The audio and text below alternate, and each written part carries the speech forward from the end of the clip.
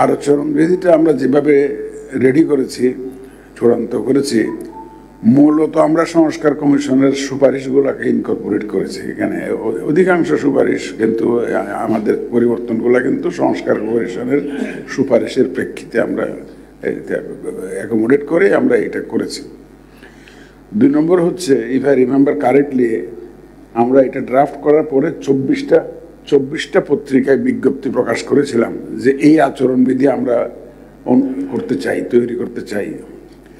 Plus আমাদের ওয়েবসাইটে অনেক দিন ধরে দিয়ে রেখেছিলাম যে আপনাদের মতামত থাকলে দিন, জনগণের কাছে আবেদন জানিয়েছিলাম। অনেক সংস্থা আমাদের কাছে লিখিত মতামত দিয়েছে, অনেক রাজনৈতিক দল আমাদের কাছে মতামত দিয়েছে আমাদের ওয়েবসাইটে দেওয়ার প্রেক্ষিতে, এবং পত্রিকায় বিজ্ঞপ্তি প্রকাশের 24টা পত্রিকায় বিজ্ঞপ্তি প্রকাশ করেছি আমরা এই আচরণবিধি নিয়ে। তো যারা মতামত দিয়েছেন, সুপারিশ পাঠিয়েছেন বিভিন্ন দল এবং সংস্থা, ওগুলো যথাসম্ভব আমরা ইনকর্পোরেট করে কিন্তু এটা চূড়ান্ত করেছি। সেটা আমরা পেলাম তো বোধহয় 3 তারিখে, বোধহয় এই মাসের 3 তারিখে, না 3 তারিখে, আচ্ছা সরি 3 তারিখে, 10 তারিখে, তো যা হোক, বেটার লেট দেন নেভার। আমরা মনে করলাম যে একটা আলোচনা করি। আমার মূল আলোচনাটা হচ্ছে যে এই আচরণবিধির পরিপালনের বিষয়টি বহুলাংশে নির্ভর করে আপনাদের রাজনৈতিক দল এবং যারা প্রার্থী হবেন তাদের আচরণে, তাদেরকে কেন্দ্র করেই তো আচরণবিধি মূলত, কারণ তাদের সহযোগিতার উপরে কিন্তু এটার বাস্তবায়ন বা পরিপালন বহুলাংশে নির্ভরশীল। আমরা সবাই একটা সুন্দর, গ্রহণযোগ্য, একটা নিরপেক্ষ নির্বাচন দেওয়ার জন্য ওয়াদাবদ্ধ। সরকার এবং নির্বাচন কমিশন উভয়ে সেই ধরনের একটা নির্বাচন, আমাদের মাননীয় প্রধান উপদেষ্টা তো উৎসবমুখর নির্বাচনের কথা বলেন, ঐতিহাসিক নির্বাচনের কথা বলেন। তো সেটা করতে গেলে আপনাদের, বিশেষ করে আপনারা হলেন মূল প্লেয়ার, আপনারাই ইলেকশনে মূলত পার্টিসিপেট করবেন, আপনাদের প্রতিনিধিরাই পার্টিসিপেট করবে। তো সুতরাং আপনাদের সহযোগিতা এক্ষেত্রে কিন্তু অত্যন্ত জরুরি।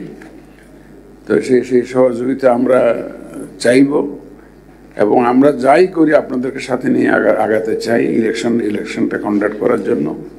আমরা আমাদের প্রতিশ্রুতিতে অটল রয়েছি। আমরা নিরপেক্ষভাবে দায়িত্ব পালনের জন্য বদ্ধপরিকর, কমিটেড, এবং সেইভাবেই আমরা করব। তো সেইভাবে করতে গেলে, নিরপেক্ষভাবে করতে গেলে, সুন্দরভাবে করতে গেলে আপনাদের সহযোগিতা লাগবে।